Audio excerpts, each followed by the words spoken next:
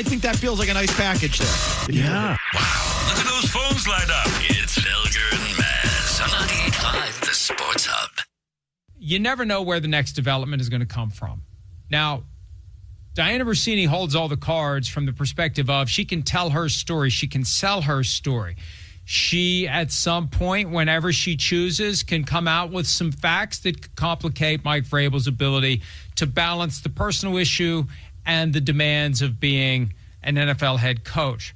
Until that happens, you never know what's going to happen next. And the best evidence of that, the report that emerged yesterday from TMZ, that in June of 2021, Mike Vrabel and Dianna Russini rented a boat on a lake in Tennessee for 2 or 3 hours, just the two of them. They have the photos of the waivers that they both signed.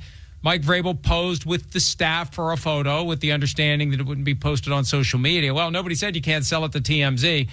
And it's just another one of those, to me, it's got two important aspects. One, it's an example of you got to be ready for anything in this story. Yeah. And two, man, I mean, it adds a new complexion to the overall narrative. Agreed. As it relates to her circumstances at the time this was happening.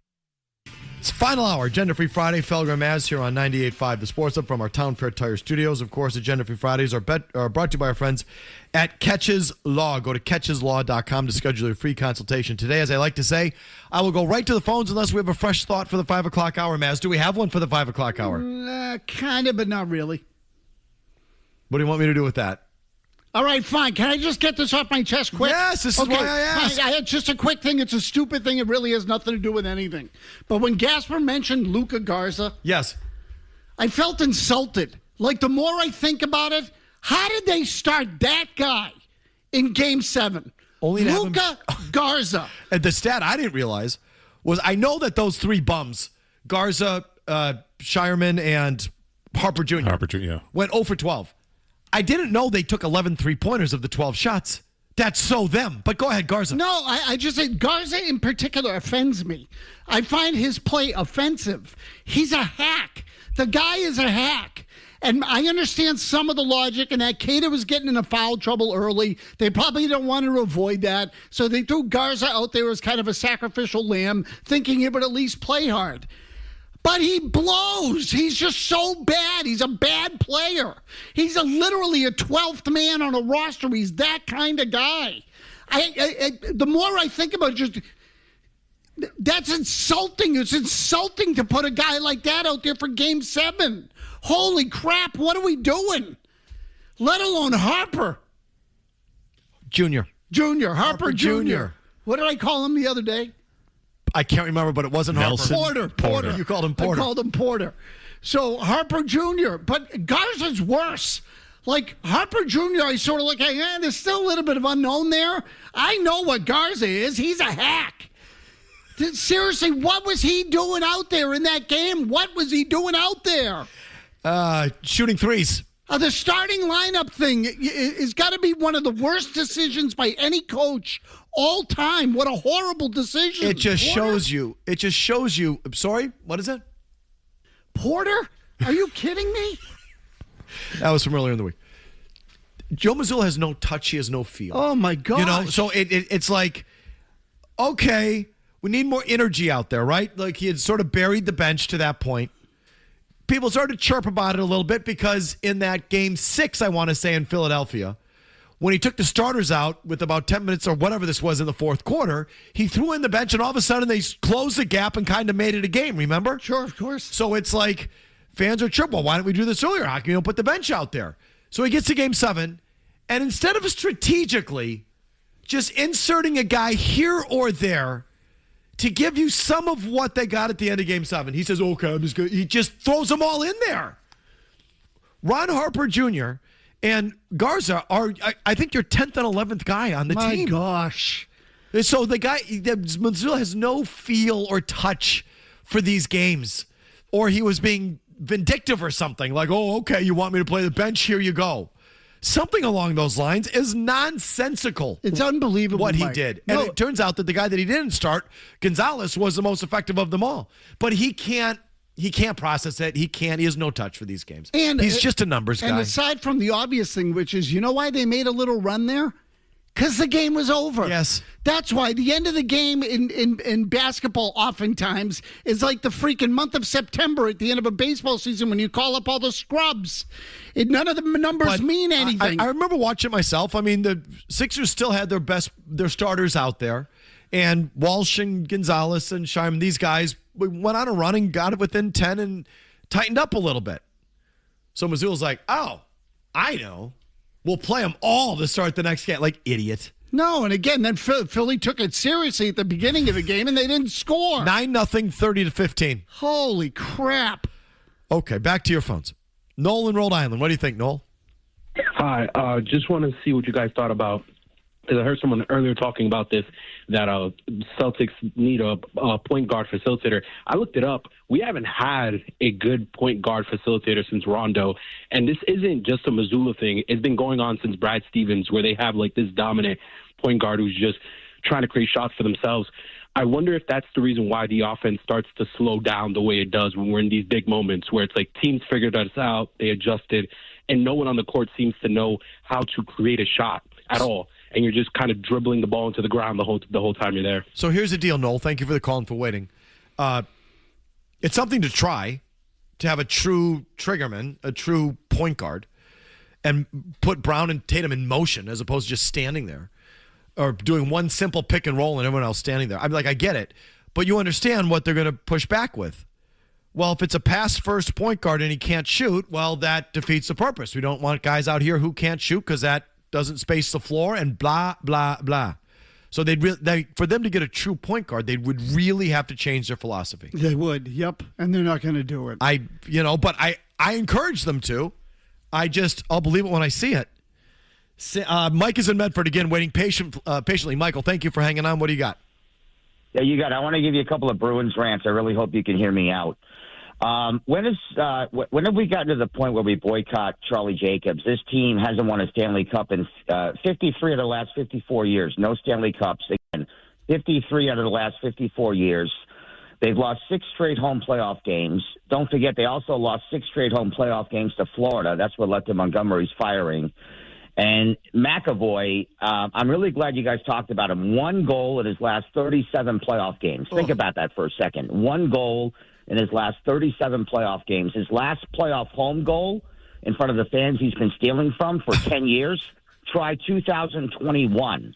Okay? It's never McAvoy when it's a clutch moment. It's always Byram, Dahlin, Montour. Don't forget, McAvoy tipped in the game-tying goal. Sure 2023 Game 7. Yep. On Swayman. Okay? He's this All-American kid who went to BU. Is that why he's given a pass? What if he was Seth Jones? So, again, those are my 2 thoughts. McAvoy, and should we boycott Charlie Jacobs? Okay. Thank you. Well, we're all in on McAvoy. Overrated, not a number 1 defenseman. And, I don't want to say he's just not good enough or he took the money and went in the other direction, because there was a time, his first couple years in the league, he was tracking. He was. He got Norris votes. I want to say he was, I think, 5th in the Norris voting one year, 4th in the Norris voting one year. He started to track, because this is sort of how I gauge it, like the elite at the position. You get the 3 finalists for everything. So he was tracking towards the Norris finalist. And then I think if you look at it, where he signed the contract, draw a line and look at him since. So is he just not good enough, or is he like a million other athletes? He got the money and turned into a different guy. I don't know. Otherwise, either way, it's not good enough. If he's your best defenseman, your decor sucks, and it does. Jacobs and boycotts, I never do that. You're a hockey fan. I'm not going to tell you not to watch or go to hockey. I never go to the boycott. I wouldn't want to do that. I like hockey too much. I like watching the Bruins too much. I'm going to watch. I'm going to go. I'm not going to boycott it. I am surprised with everything he rattled off, though. He didn't mention they have 1 playoff round win in the last 5 years, and even that's kind of fake because it was against Toronto. Yeah, right. They're bigger losers than you. Add up their non-Toronto playoff production and come back and let me know what they've done. But ownership is a problem. It's not the old problem. The old problem is they wouldn't spend. Now they spend. The new problem is competence and aptitude. That's my question with the current level of ownership. Oh, you mean you don't believe that they're tracking for the cup? I don't. And I think the owner might actually think that they are. And he's nuts if he thinks that. He's so clueless that he actually thinks they are. That's my worry. They don't rebuild. They don't really contend. They just exist. That's kind of how I feel about the Bruins at this point. They just grind it out during regular seasons to make the playoffs, is what they do. Sam in the car, more on the Bruins. Go ahead, Sam. What do you got on Agenda Free Friday? Well, I wanted to bitch about Pasa and McAvoy as well. I mean, even in the playoffs, how many times did McAvoy cough up the puck out of position, fall on his ass, and it's like, what the hell is wrong with these two? We know what kind of turnover machine Pasa is, but McAvoy isn't too far behind.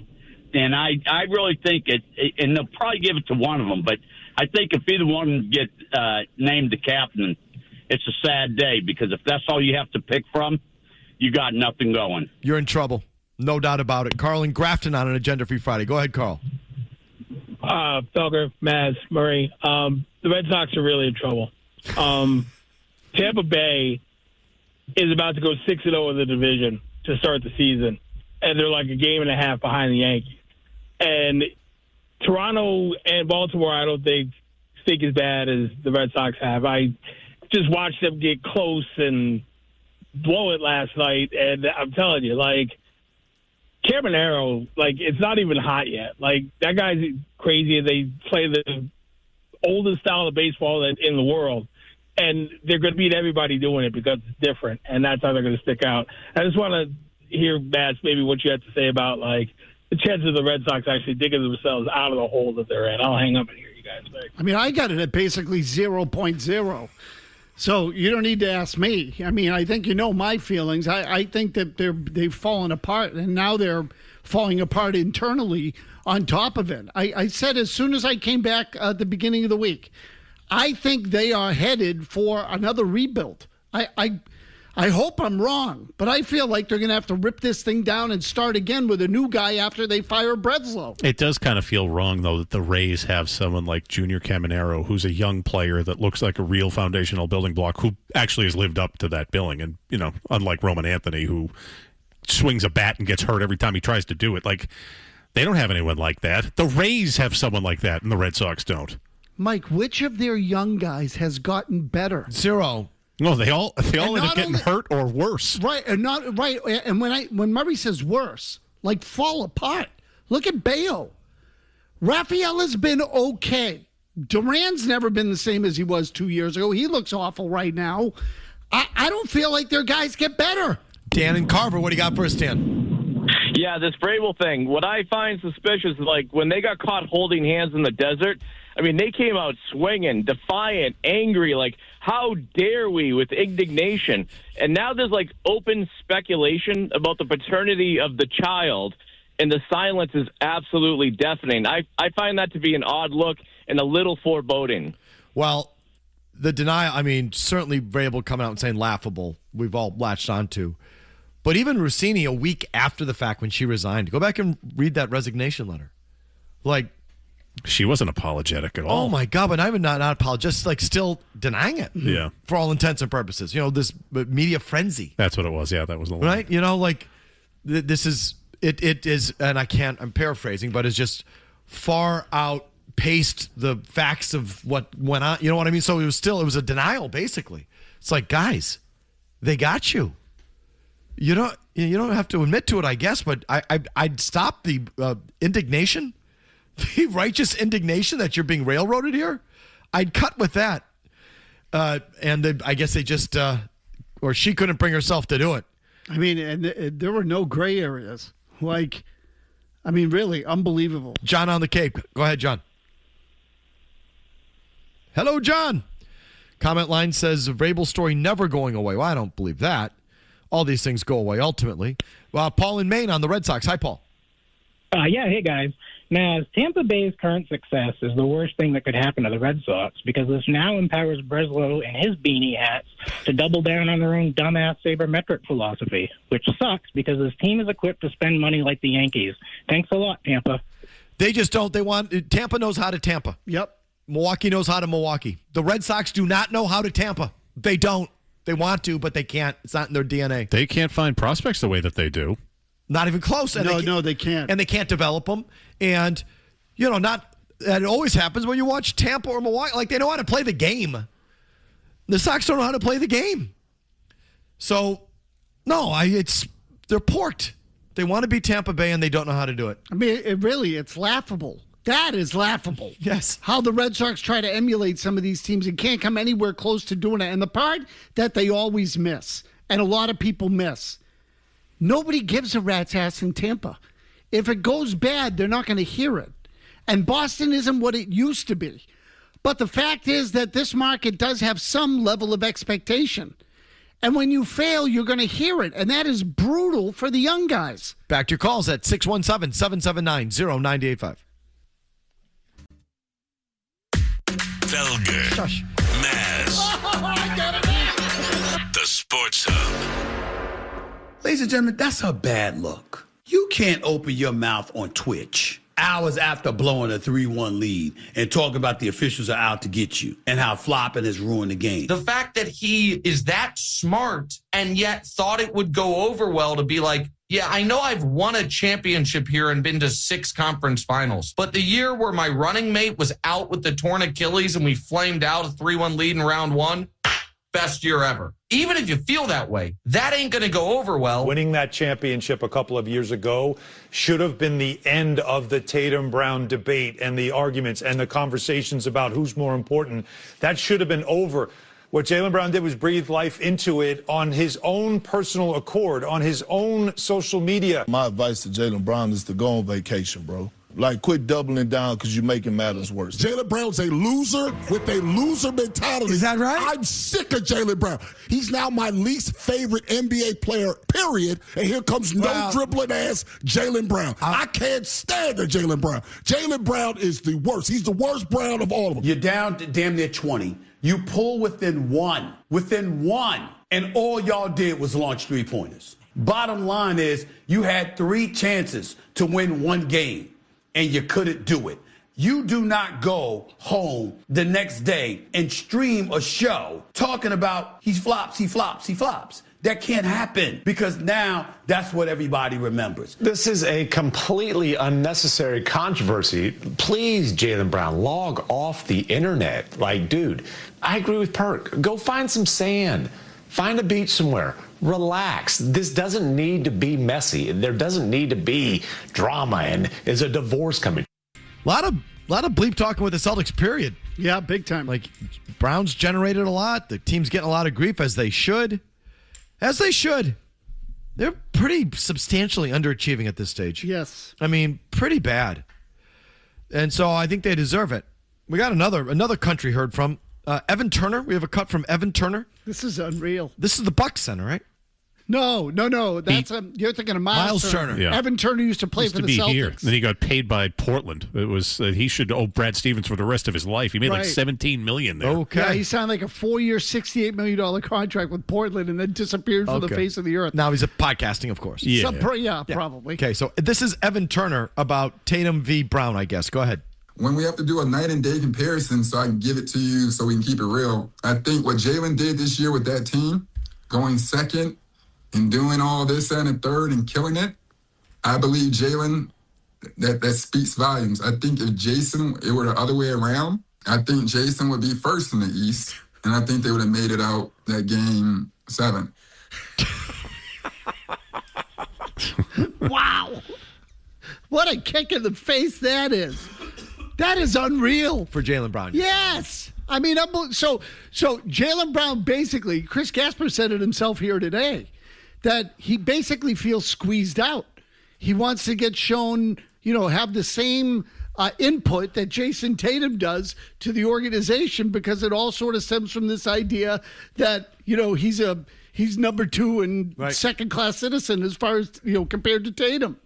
Then Evan Turner comes out and says, well, that's because you're not as good as him. That's basically what he did. Wow. Holy crap. Former teammate of both. Fallout continues. Andrew in Seekonk. Yes, Andrew. Hey, guys. This is all a distraction to what the real problem is with the Celtics, and that's Joe Mazzulla. Losing last year to the Knicks was bad. Losing this year to the Sixers is not acceptable in the NBA.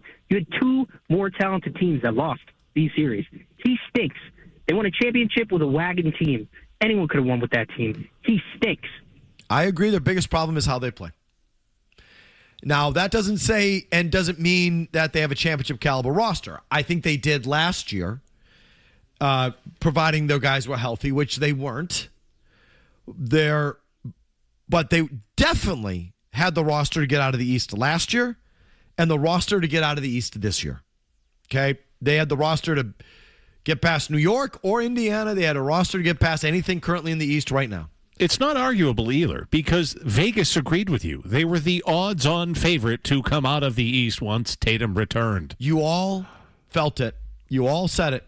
And if you didn't, then you're 1 out of 100. But the vast, vast, vast majority of Celtics fans said, this is the best in the East. This is the number one team in the East. There's so much revisionist history about this week. It bothers me. I'm sorry. Like I know. Yeah, no. Not to interrupt, but it's just they wouldn't do this with this roster. Vegas said they would. Like they built it up for a reason. These sports books make millions and billions for a reason. Do you think they're full of it? You were the favorite. You were definitely the favorite to come out of the East. You all said it. You all felt it. Yeah. But then you lose. It's like, oh, well, we weren't that good anyway. Please. It's just, it's the most annoying thing. It happens all the time. No. Your initial feeling was right. It was earned over a season full of basketball. You beat OKC twice, didn't you? You went out there and beat them. Oh, no, you just lost out there. You were shorthanded. That's right. You beat them back here when they were both fully loaded. Right. You beat them out here. I mean, all I'm saying is, like, you all felt they were the best team in the East each of the last 2 years, and they can't get out of the first or the second round? They were having a good game against the Spurs, and Brown was going off until he lost his mind and got tossed from the game. It's their play style. It's their biggest problem. How they play. I don't care if they've vastly improved their roster. If they shoot at the rate they're shooting out there, they're going to lose. I mean, look at the Knicks series. They had a better team than the Knicks. Gino in the car, though, on the roster. Go ahead, Gino. What's going on, guys? So this is more so actually about Mazzulla in the front office. I just don't understand why, if they try to tell Mazzulla or prevent him from talking about how three-point shot rate is the most efficient thing in basketball or important, then why, if they're so ashamed of having him say that, then why are they doing it on the court? And my only thought that I can come up with, and let me know if you agree, is Stevens as a coach or a former coach himself doesn't want to try to interfere with Mazzulla, but that's about all I can think about. Otherwise, I don't know where they're trying to come from with this. Two things, Gino. One, you're absolutely right about that. Stevens, as a former coach, is sensitive and knows what it's like to be in that spot, to have someone in the front office second-guess you or, finger futz you. So, yes, I think Stevens is sensitive to that, to his credit. The other thing is, none of the analytically driven teams own up to who's making the calls. Did you ever hear the coach who goes for it on fourth down say, well, it's really a group decision. The guy upstairs recommended it, and this is what we've all been asked to do, to follow the numbers and the guy upstairs, and so that's what we did. Have you ever heard anyone do that? No. So, they ask the coach to take the fall. I've never heard a manager say, when he's asked about his lineup, well, I don't set it. They all pretend like they do. Mm-hmm. And maybe some do. Maybe Cora, as we're seeing, maybe Cora had more say on his lineup than most managers do. But I know for a fact, for someone from the inside, with the Brewers, what's his face? Counsell nor Pat Murphy make the lineup. It's a guy upstairs. And they have a guy. They have a specific guy. For lineups. With his formula and his algorithms that makes the lineup. So, but I've never heard Pat Murphy or Greg Counsell say, no, well, that's so. It's like white supremacists. They don't own their white supremacy. Like, they hide behind little hand signals or little catchphrases, or they'll put a hood on. You know what I mean? Yep. So just own your white supremacy. It's a really weird sort of analogy that I'm drawing there, but I don't know why it just pops to my head. It's like, if you feel so strongly about this, just own it. Come out and tell me how you feel. Because on some level, they're ashamed of it. Yes. So the analytics people who run sports are kind of like these people with extreme political views. Or deep down, they're feeling shame. Yes, they are. No, they're ashamed of the fact, or the teams are like they're afraid to embrace the fact that, no, this is how we're making decisions, because they know it plays poorly, and on some level they're kind of ashamed of it, or what? I don't know, but they don't own it. Why don't you just tell me, Skipper, that you don't make up the lineup call? Why do they make you take the fall and you take it? When you go for on 4th down every time, or go for the 2-point conversion, when that's clearly an analytical thing that's organizationally driven, why don't you just tell me? That's not totally my call. We've decided as an organization to make that a group decision, and the analytics pointed to going for it there.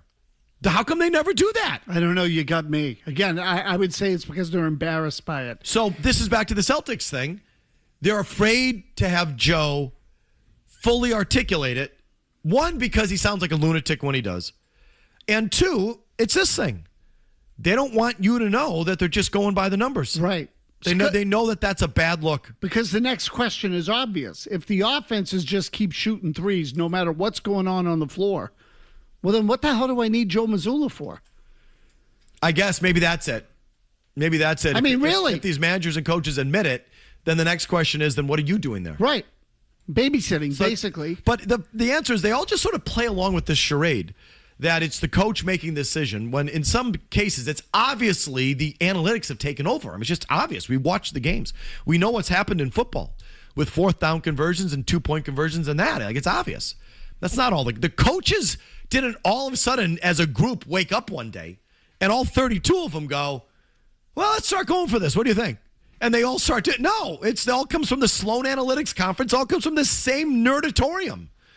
And it's the same thing in all these sports, but they don't own it. They hide. They hide. The nerds hide. And the managers and the coaches let them get away with it. I know it's a big, long, weird answer to that question, but I really believe that.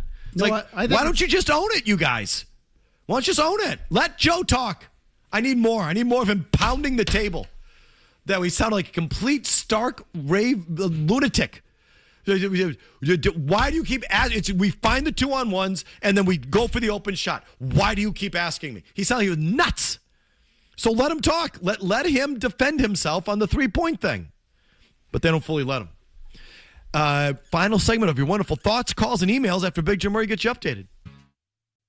Mike and Tony have a definite chemistry. Are they? 100%. Are they? Yes, 100. Do I stutter? Do you consider them the periodic table of sports talk? Put that in your pipe and smoke it. Buddy. Sorry. I mean to blow a gasket. No. Blow it, baby. Blow it. Felger and Mazz. And I understand why people want to hear from me on this. It is funny that they're holding me to some sort of standards. Stugazzo, if it was someone else, you'd go right after them. What? So I understand why people want to hear from me on this front. They are well aware. People who have listened to me for a long time are well aware of the relationship I have with Dianna Russini, how many times she has been on this show, how good she has been to this show, and they want to hear, and they know I talk to her. And so they want to hear from my perspective what is going on with Dianna Russini. And I will tell you this, even if Dianna Russini told me all the details, I wouldn't share them with you. Wow. And she's a real friend. And so I'm not a journalist. I'm a talk show host. And when my real friends fall on some difficult times, I like to support my friends and talk to them and be someone that listens, not talks, listens. This is her story to share. Sure. When she feels like sharing it. It is not me, and it is not my obligation to talk to Dianna Russini privately on the phone and then share it with a radio audience that she doesn't want me to share it with, because it's not my story to tell. Right. It is her story to tell on her timeline. Many took that as a sign that she's about to come out publicly, and there's been further reporting on that. Maybe selling her story to a talk show, 60 Minutes, which it doesn't make sense. That's not really like 60 Minutes or the old 60 Minutes anyway. But then again, 60 Minutes and CBS has been taken over. It's a new operation now, new owners, right? So maybe we'll get a new 60 Minutes, new kind of 60 Minutes. Yeah. That goes edgier. Well, or trashier or whatever. More entertaining, whatever. Or Good Morning America or whatever. So she's shopping her story. We'll see if that comes out. We'll see. Feels like it's headed that way unless it gets made worth her while not to go there. Yeah, unless there's an NDA and she's paid off, which I think would be in the best interest of both the Patriots and the NFL, as you've pointed out.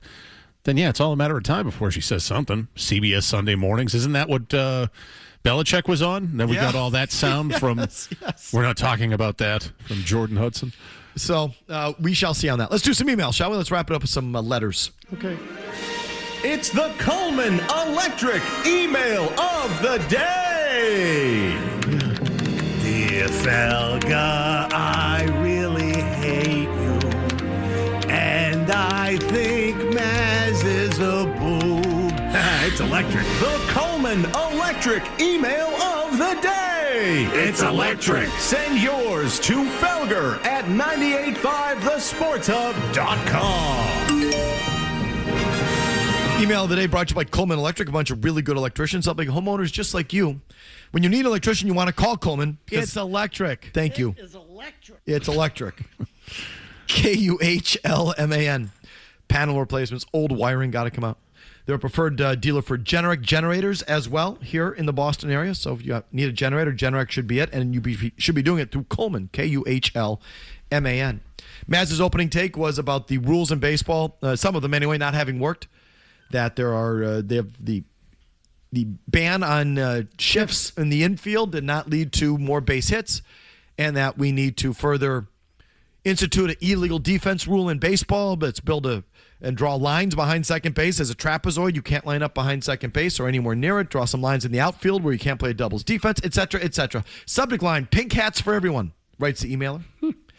Felger and Mazz, why does baseball have to change for you? You, Murray, and that fraud Mazz are horrible baseball fans.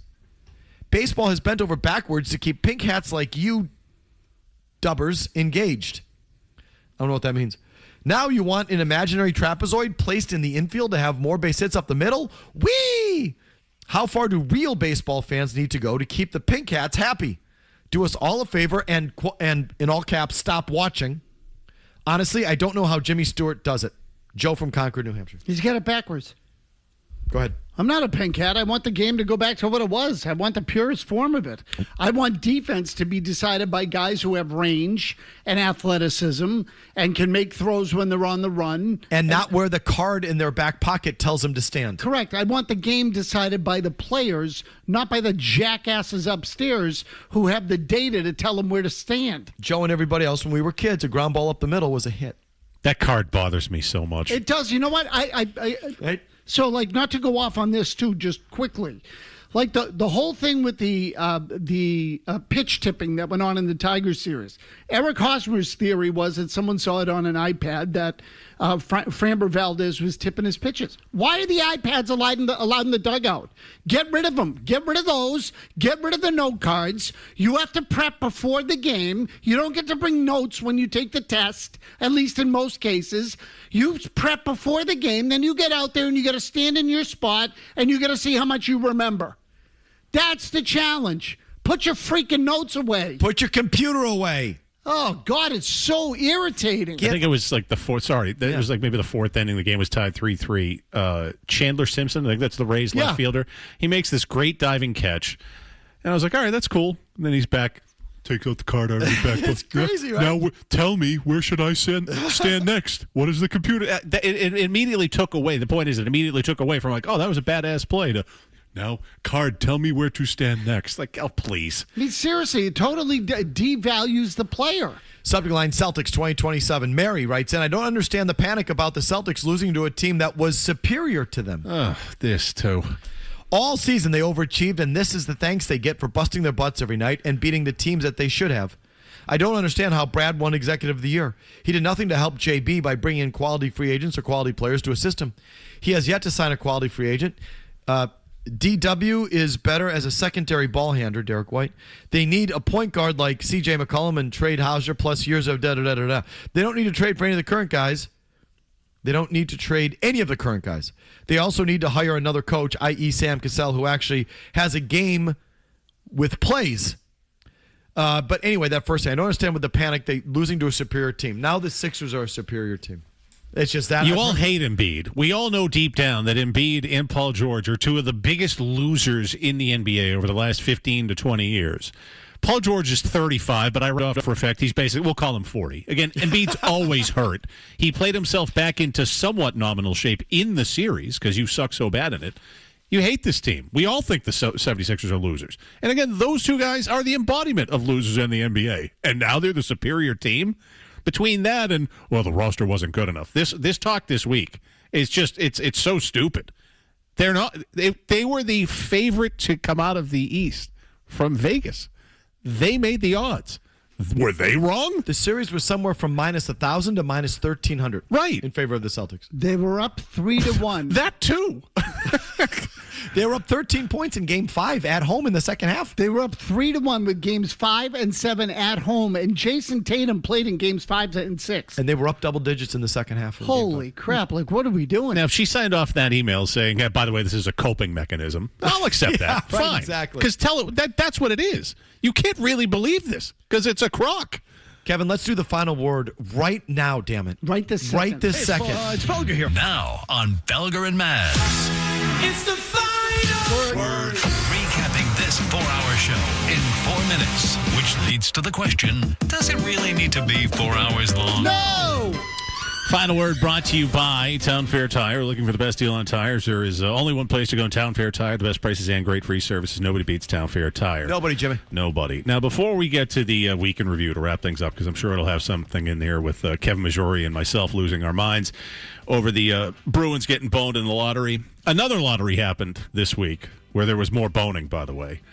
So I was one of 48,000 people that enrolled with the Mass RMV to try to win one of the plates, the exclusive. You've seen the blue plates, right? No. I have a blue plate. Oh, with the circle stars. Yeah. Yeah, but those now, are sharp. But you could get into this lottery for they're having 1 through 1,000, so they were limited plates. Someone gets one, but they also had a 1776 plate. Cool. What town or city do you think won the 1776 plate? I'm going to guess Concord. Or Lexington. No, Plymouth. And I know it was founded in 1620, but Plymouth is known as America's hometown. That's where the Pilgrims landed. But 1776 wasn't about Plymouth. It's America's hometown. I'm not yelling at you, but that's stupid. 250th anniversary of America this summer. Okay, I got it. I think it's a crock. America didn't start with Plymouth. Anyway. America's hometown is what it's known as. The United States. Anyway. This bothered you. Rigged. Thank you, Kevin. Go ahead, then. All right, go ahead with the weekend review. They lost. They were one and done. And he comes out and says, this is the most fun I've had playing basketball. If I take 2 weeks off, Mazz, and at the end of the 2 weeks you say, that was the best 2 weeks I've ever had, how is anyone going to read that? Oh, I'm an honest guy. Yeah, they're going to read it properly. Jim, I'm off for 2 weeks, and Stuart and Kevin Majori will walk around like they're light as a feather, just happy as a clam. And Murray and Stu says, the best 2 weeks we've had on this show. What are you saying? If the Toronto pick lands in the top 5 this year, the pick would move to 2027 with heavy conditions. You mean if it's outside? Oh, of the God, there we go. If the pick lands, so again, what Vinny cut and pasted from the Sporting News has a typo.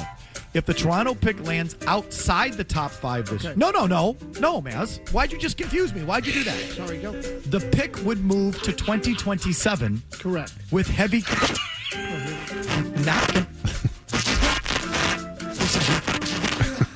Now we're going to go down because of you. If they get 12, it's not. Oh, my God! The porking live on 98.5 The Sports Hub. Rigged. Sniff, Joe. Give us the sniffer. How do we know that's live? Explain to me how that's live. How does anybody in this room right now know that going on right now is live? Mike in the car, go. I said, Mike in the car, go. Talking to me? I'm not in a car, but yeah, I'll talk to you. Okay, wherever you are, Mike on line 7. Why was he so angry that he wasn't in the car? Does it matter? You guys still haven't played the cut. But listen, I said in the car. I'm sorry you're not in the car. Yeah, how about Tommy and Lynn? What do you got to say today, Tommy? All right, before you get to my call, I'm on the bus, but anyways, I'm on my way to Salem. I want to say something about this team, Felger. Tommy, are people looking at you funny on the bus, shouting at sports radio? No, they don't care. Attaboy, love you, Tommy. It's just so matter of fact. No, they don't care. God bless him. I love Tommy. Just impeccable delivery. All right, I see McCarthy is Milliken. Are we doing the Friday Night Circle? No, just McCarthy. Okay. Milliken was on Wednesday this week. You're going to be losing Milliken soon, aren't you? Yes, we are. Although we're trying to figure something out. This is all public, right? I can talk about this. Yes. Milliken's leaving the midday show. He is. And he's going to Carabas's division. Section 10. Section 10, sorry. Yes. Yep. And so does that mean he's no Mazz on the baseball hour with Mazz? So we're trying to figure something out. I mean, Jared's part of the Section 10 podcast, Sure is. and we have him on the show. You sure do. So we're trying to find a way to make it work with Milliken. Well, it usually involves some coin of the realm. Usually it involves some quan. But do you have to play Milliken? Isn't he bursting at the seams just to spew baseball? Yeah, pretty much. Yeah, he should be doing this pro bono. I would say it's just to add water with Milliken, but I don't even think you have to do that. Yeah. You just have to just look at him. Just a glance, he'll just start going about pretty much BABIP and weighted runs created plus. All right, so you don't need much more of an intro than that. Matt McCarthy standing by for the baseball hour with Mazz. It'll come your way shortly after 6 o'clock. Otherwise, that's going to do it for us this weekend. I tease games, but we have no games here in Loserville. So you just enjoy your weekend, why don't you? We're going to be back at it Monday at 2 o'clock for another edition of Felger and Mazz. Everyone, again, enjoy it, and we'll talk to you then. See you, bye. Bye.